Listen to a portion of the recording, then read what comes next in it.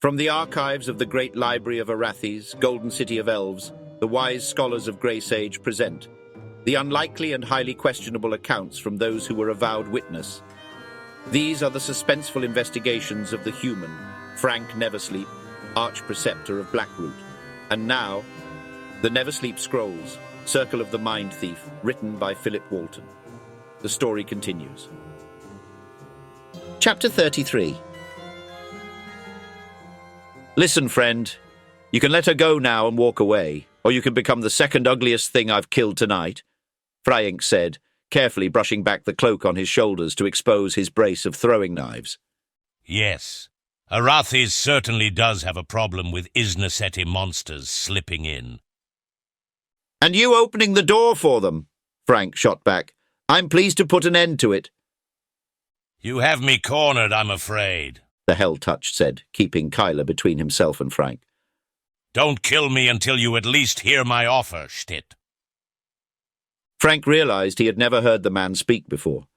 His words were not inflected with the coarse, rough-backed Tigranian accent that was typical of his foul lot. There was something educated and entirely foreign about his pronunciations that made him even more sinister. Even his posture and comportment were suggestive of a quality and expensive tutelage.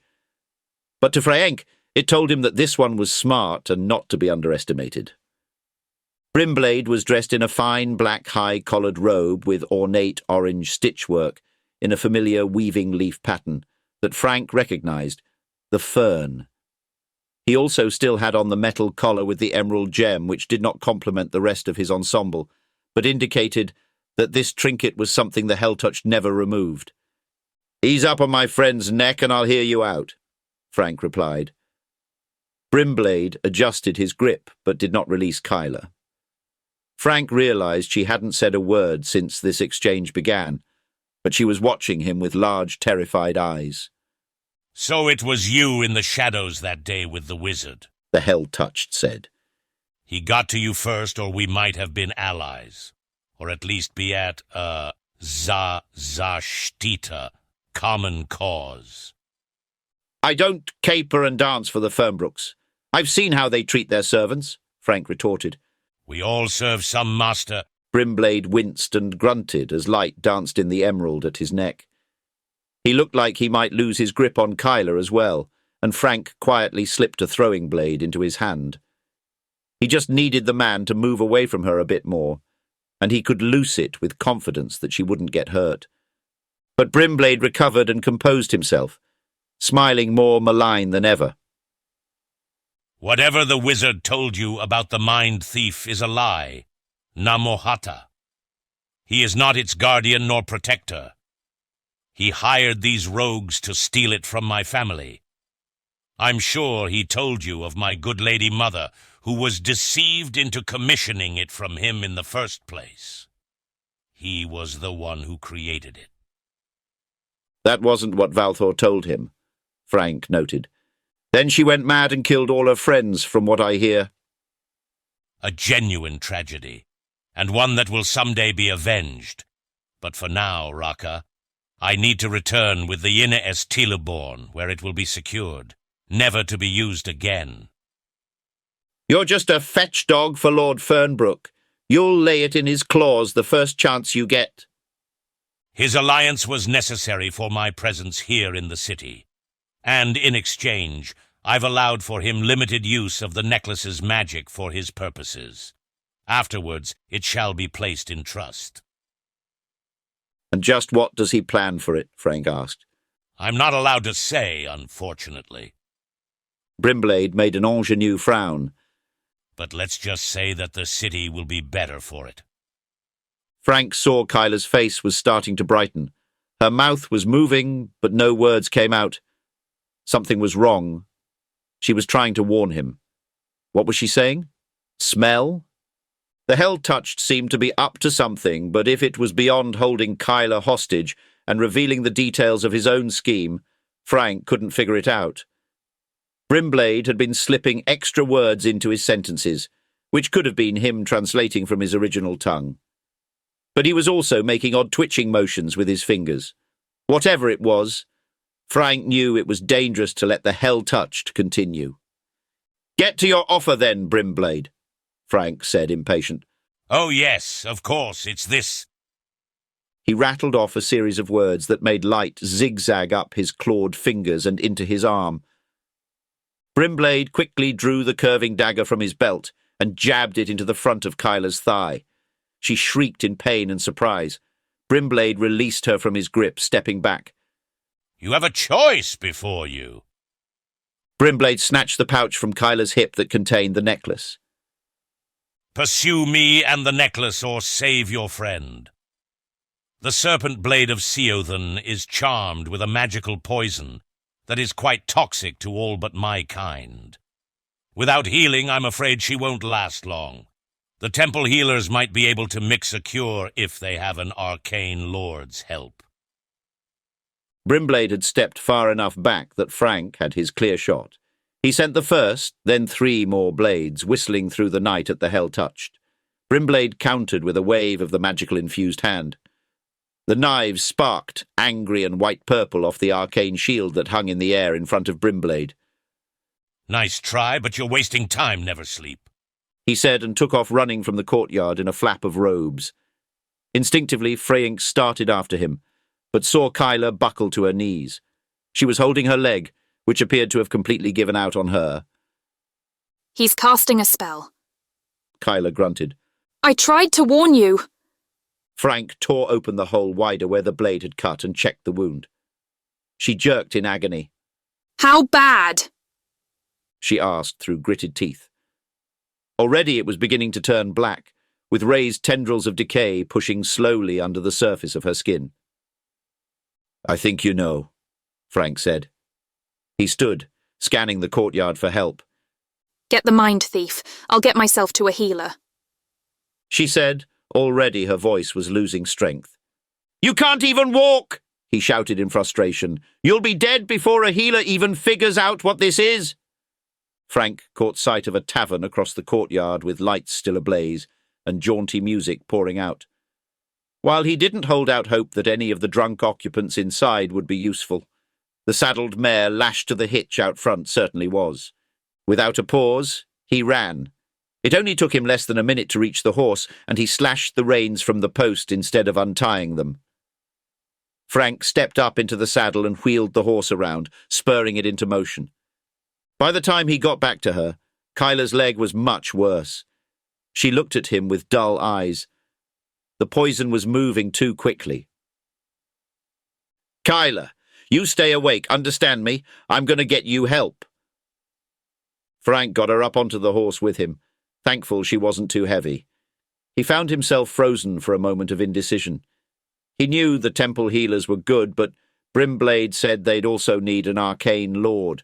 But the ones Fraenk knew inspired no confidence. He needed a powerful wizard who knew what devilish poison Brimblade would use. But who could he go to?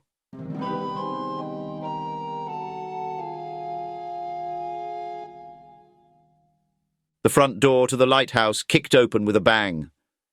Fraenk entered sweating and holding an unconscious Kyla Gracefire in his arms. Valthor was bent over his workbench, and the loud noise nearly made him drop the complex brass and glass apparatus he was carefully fitting together. Mind the sudden noise, Fraenk, the ex-wizard said calmly. I'm right in the middle of something. Valthor, I need your help. The ex-wizard used the pincers he was holding to carefully maneuver the smaller, long glass tube filled with a murky liquid inside a larger circular orb that had clear fluid inside. It clicked into place and he removed the tool. He sighed with relief. Valthor, it's urgent, Fraenk almost shouted. Yes, I heard you, but I'd prefer not to immolate everyone on this side of the city, if it can be avoided. Valthor secured a lid on top of the glass ball, and a light began to come from the inner glass tube. The whole contraption reminded Fraenk of his lost glow orb, but he had no time to reminisce. Valthor finally turned to look at his guest, or rather guests. He was wearing some multi-lensed contraption on his brow that reminded Fraenk of a spider's eyes. Fraenk could feel his arms shaking from fatigue. He hauled Kyla's frame up and used her to shove the scatter of items on Valthor's table off onto the floor with a clatter. What is this? The ex-wizard asked, annoyed. She's been poisoned, Serpent dagger of some such, magical poison. You have to help her. Fraenk pulled open her pant leg to expose the wound. A nasty black fluid was now draining from the cut, and her entire leg was woven with dark veins. Valthor blinked and didn't get up from his stool. "Valthor, did you hear me?" Fraenk barked. "She needs your help." The thief who stole the necklace in the first place? I think no. He said. "What? Why?" So the world has one less thief in it. He shrugged, matter of fact. This one unearthed the tomb, let her lie in the cold grave. She was helping me take back the necklace, which you told me to do. And did she then try to steal it from you at the first opportunity? Valthor asked. Almost immediately, Fraenk conceded. But that's only because she was scared and in danger from the very thing you created. Oh yes, the Hell Touch told me what you did. Fraenk saw the ex-wizard's eyes briefly go wide. So that much of the story had been true. Where did you hear that? I met the scion of the family.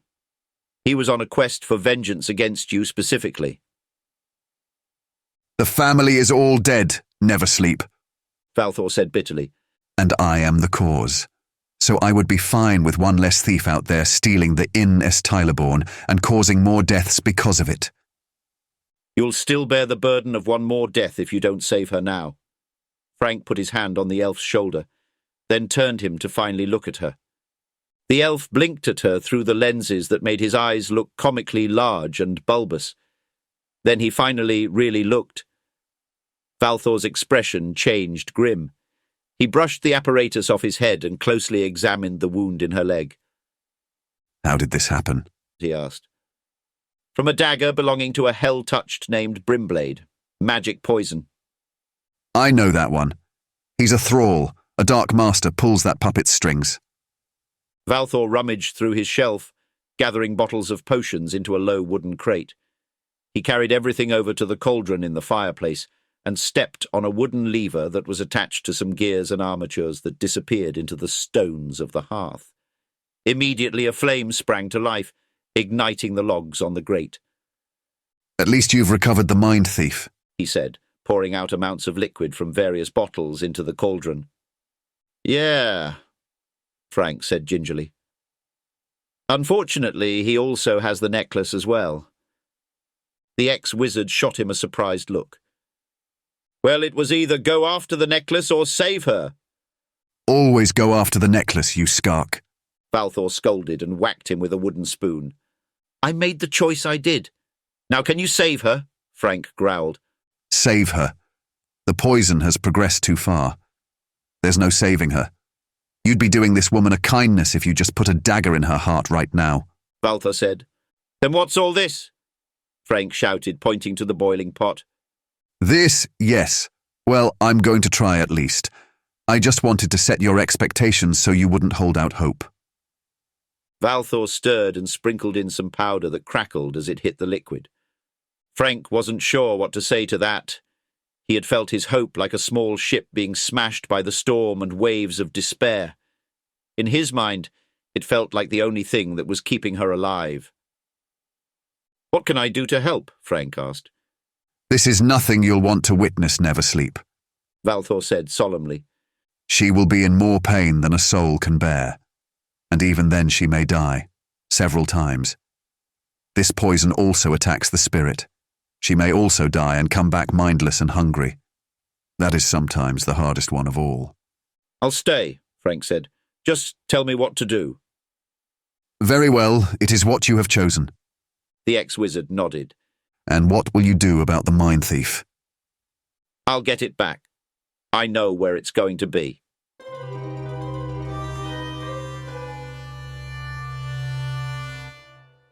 The child was running through open fields of long grass that waved in the gentle breeze. The sun was warm on her face, and she had felt joy and peace in a way that she had never experienced. There were other children there, also running. They seemed to be playing a game with each other, touching one and then giving chase to the rest. They laughed and sang. Each moment felt wonderful. The child could have played like this forever, she felt. But soon the game began to move toward the gates of the city. The children all knew there would be food, and those who loved them were waiting. The child wanted to go as well, but something warm was on her leg and it hurt. She didn't like the feeling and tried to brush it away, but her hands couldn't reach it for some reason. The child thought there might be someone else to help, but none of the other children remained around her. They all seemed to be inside the gate. She tried to call them, but her voice was too weak. Perhaps she could go inside the city and find someone, but somehow she knew she could not enter. Not with the stain on her leg. "Child, are you hungry?" She heard a woman call. It sounded like her mother's voice, but that wasn't true because she didn't know her mother. The child turned to see the source of the voice. A beautiful woman with golden hair was standing beside a tree. The child approached cautiously, for this woman looked very sad and the child did not want to cause her to cry. "I am, my lady," the child said. She reached up and plucked a white apple from the tree, handing it down to her. "Then eat, and afterward you may enter." The child closed her eyes and took a bite. The taste was sweet.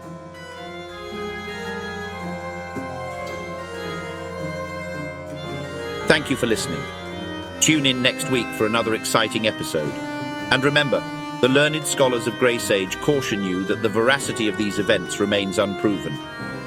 Now go safe in the light of the powers, until our hands clasp again.